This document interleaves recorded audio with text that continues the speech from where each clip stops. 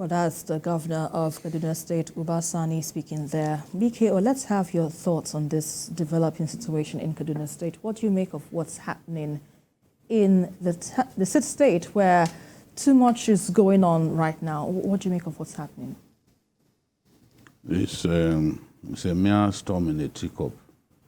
Our people like taking cheap shots at controversy. And I don't know why we enjoy behaving like that. I listened to everything that Governor Uba Sani said. His Hausa is simple to understand. He doesn't speak complex Hausa like broadcasters will speak. So you will understand. If you understand Hausa, you will understand everything that he said. And he mixed it up with English occasionally, especially when he was referring to figures. There was nowhere that Governor Uba Sani mentioned El-Rufai. He didn't criticize him. He didn't blame him for the situation. He didn't accuse him of going around looking for loans and all that. He's not a fool.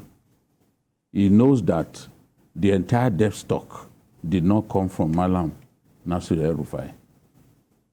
In fact, Nasir El-Rufai's portion, if I can use that word metaphorically, of the entire debt stock is about $350 million.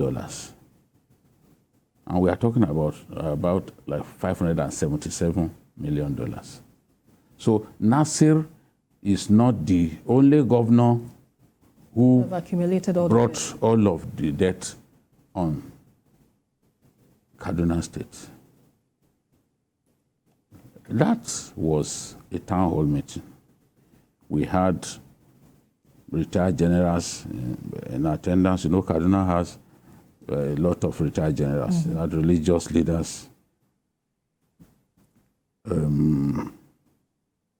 clerics across the religions, and he was trying to be as transparent as possible. We always say that we want to know what our states are earning. We want to know what's coming to the governors so that we can assess them.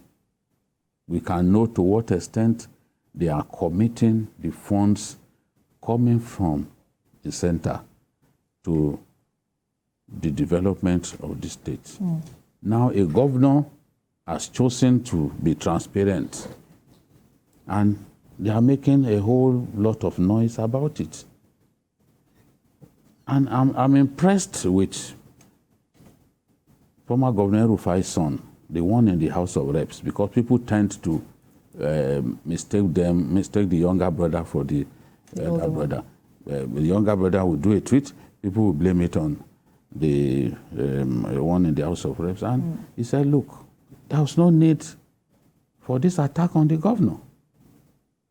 I remain loyal to the governor. The governor has helped me. He gave me my first government job. I'm sure you read all of that. So what is the point in attacking the governor? There is the Kaduna State exposure to both local and international debt is well known. Nasir El-Rufai himself, during the, I think, pre-inauguration dinner, he announced to the whole world that his successor will be inheriting domestic debt of about 80 billion naira and foreign debt of about $577 million. I was going there when the question came. Now, the exact date and even the publication, I'm going to let Nigerians know. So Nasir El-Rufai himself had even said this publicly. So what is the issue? That somebody will now be attacking, okay, this is it. You can see, It was Punch that reported 2023. this on the 30th of May 2023. My successor inherits 80 billion, 577 million. It's a non-issue. The governor, then governor, had announced it. So a governor going to a town hall and saying, look, we are in dire straits. He never blamed the previous administration because they were in it together. Right. Now, Uba Sani, as a senator, you need the concurrence of senators before you can take such a foreign loan. And Uba Sani concurred. There is no harm in borrowing, especially if you are committing it to infrastructure development. Right. What would be foolish for anyone to do is to go and take a loan to fund consumption. That's what we don't want to see.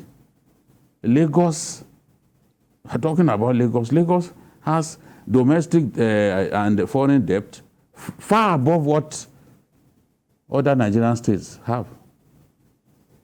I don't know the current figures now, but I know that Lagos can't have less than maybe about ₦1 trillion in domestic debt. But they have the capacity to pay. And people have talked about those bonds and challenged the governor of Lagos, and they said, look, we've done nothing wrong because we are committing all this to infrastructure. Look at the Fourth Mainland Bridge. Right. A consortium of banks came together to fund it. Because the state government cannot find that money. Let's not deceive ourselves. Right. So, taking loan is not in itself a crime. What has made matters difficult for Governor Uba Sani is the slide in the value of the naira. And he said it here, and we translated it. We are going to do the entire translation for the nighttime. Yeah. What was it called? Repeat. For the repeat of the program. At the time when Nasir El-Rufai took these loans, the naira was being exchanged for the dollar at 460 naira to a dollar. Before our eyes, from around January to February, we saw a slide that went even as far as 1,900, 2,050, 2,050, you know, before we began to roll it back. Yeah. But today, for the purpose of repayment, the governor rounded up the exchange rate at 1,300. You know, 1,300. We know that some of the bureau de change operators even sell it at lower than that. But that is like a round figure. So even if we look at it, it's almost 3 times what the exchange rate used to be. That is what has imposed a burden on the governor, the burden of repayment. And that burden of repayment, they could have, I think in the past they were repaying at like 3-point-something billion. But he said this last month that after they deducted the money, the loan, they had little or nothing left to pay salaries. If he didn't say that, people will say, look at Uba Sani, every governor is receiving a lot more now. We can't see what he's doing with money. So he has come clean to tell the people that, look, this is what we are facing. The cost of repaying loan is now almost 3 times what it used to be. And that has great implications. Because by the time you now service the debt for that month, you have maybe about 2-point-something billion left. Your salary bill is 5.2 billion. How do you deal with the situation? Right. If I'm a governor, I will be calling stakeholders to say, come on, gentlemen, how do we come out of this? You need to know what I'm going through. Right. So that you can also suggest to me how we can get around this. That is all he did. He never mentioned El-Rufai's name. He never abused him. He never accused him of imposing this debt burden on the state. But there are people who enjoy crisis, especially if the crisis is between people they don't like. It's the truth now. If the crisis is between them, they say, it's good for them, then they will now magnify it. That is what is actually happening. That is what we are seeing. Some of the people complaining today never said a word. They've been servicing this debt for years. Right. They didn't say a word when they were servicing it. Because at that time, it was not, things were not this bad. To have to pay almost 3 times what you were paying by way of debt servicing is not what any state can handle. Right. It's not easy. Obafemi, with the position taken by BKO that this is more of a burden on the state government, looking at the slide of the Naira and how this will affect, other costs, implications in the state, what would you proffer as, will I say, solutions now? Because although he called a town hall meeting to discuss this matter, to see how best to address this issue, what would you proffer as solutions so that the state governments can wriggle out of this one? Well, for me, and this is my opinion. Okay, let me start by saying that Governor Uba Sani feels very okay trying to tell the people what the real situation in the state is. And I tell you, if it was in the days of Governor Nasir El-Rufai, he would do same. I know him. He will come out to say it. He might even go a step further. You understand? But this man has come out to say, no, we're servicing debt, and it's because of probably the inflation, the problem in the Naira to dollar increment and all that.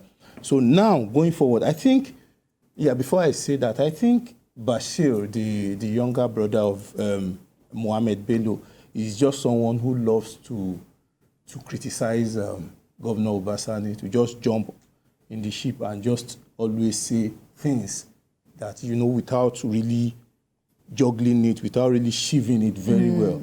And this will not only, if it continues this way, he would end up clashing, making heads clash. Yeah. Because at a time, they will be thinking, some people will be thinking it is from the El-Rufai quarters, like maybe it's even Governor Nasir El-Rufai that is sending his son and all that.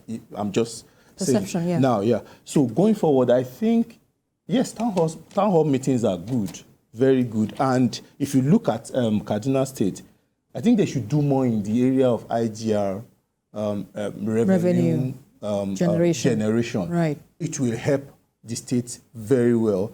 Right now, I don't think the IGR is not that. And you must actually also look at their temperament in raising funds in the state. As in raising IGR, you have to look at what is really thriving in the state, what they are doing in the state and all that, so that it won't be as if he's trying to raise the IGR to do this and he's trying to kill the people who elected him into the office.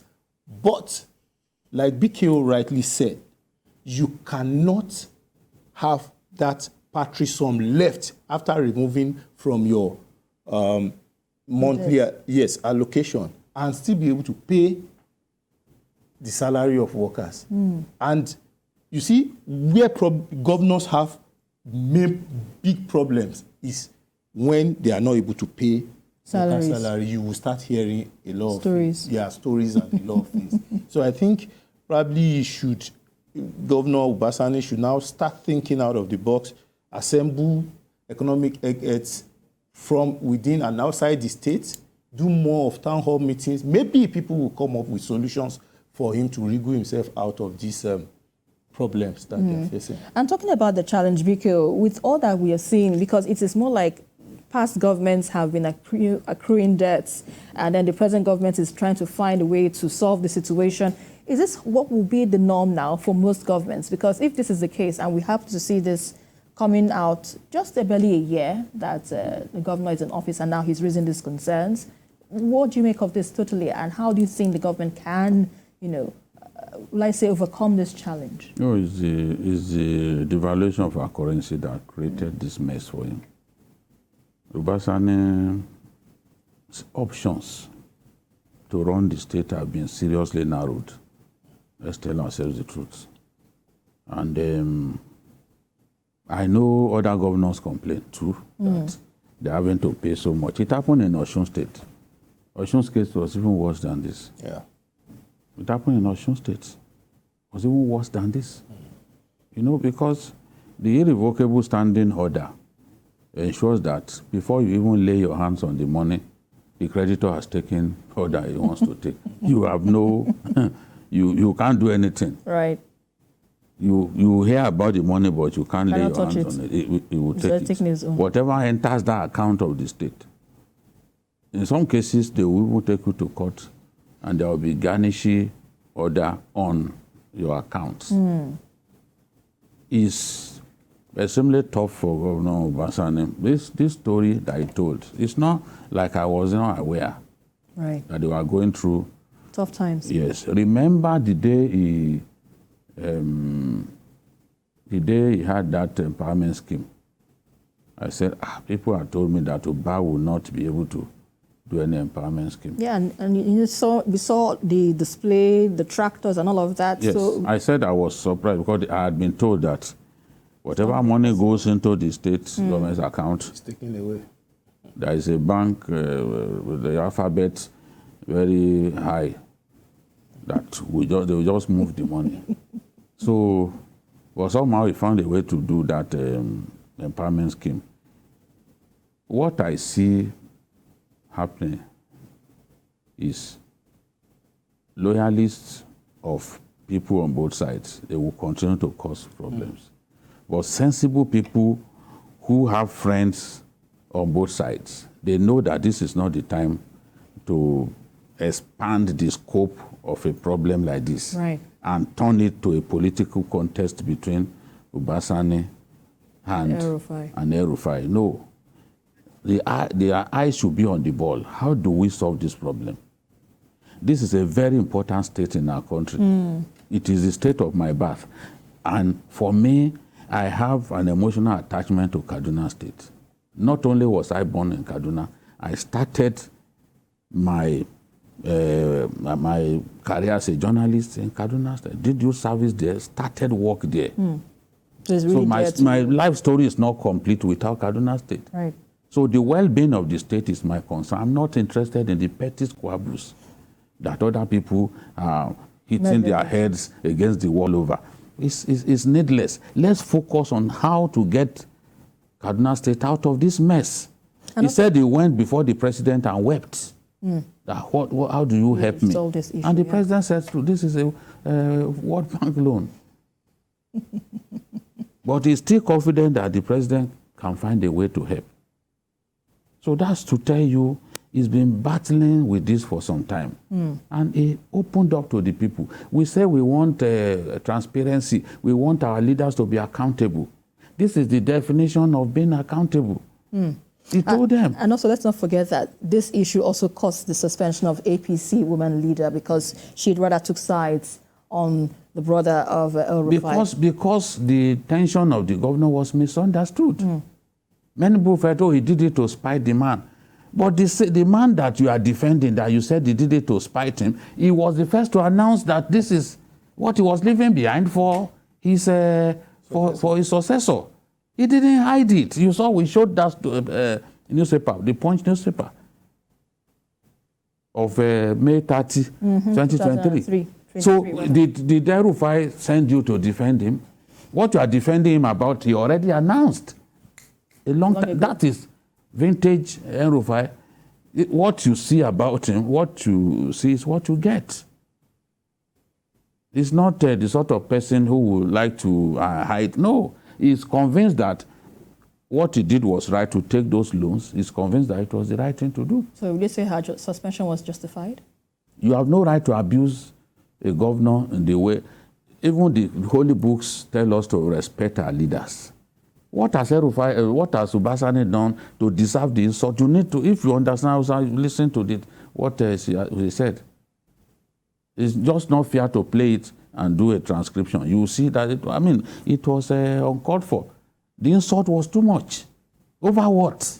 Over something that El-Rufai himself had announced. They thought he did it to spite the man. But he never mentioned his name once. Said, gentlemen, this is what I'm going through. And there's no way you have a salary bill of 5.2 billion and you get 2.5 billion and you won't think that is the stuff of emergencies. You know that you have a problem on your hands. Right. Do you then go to borrow more money to pay salaries? That's not what he will want to consider, because that will even give him greater nightmares. So there was no need to abuse the governor the way she did, and I think she deserved to be suspended. That's my view. Right. Let's quickly go on a very quick break.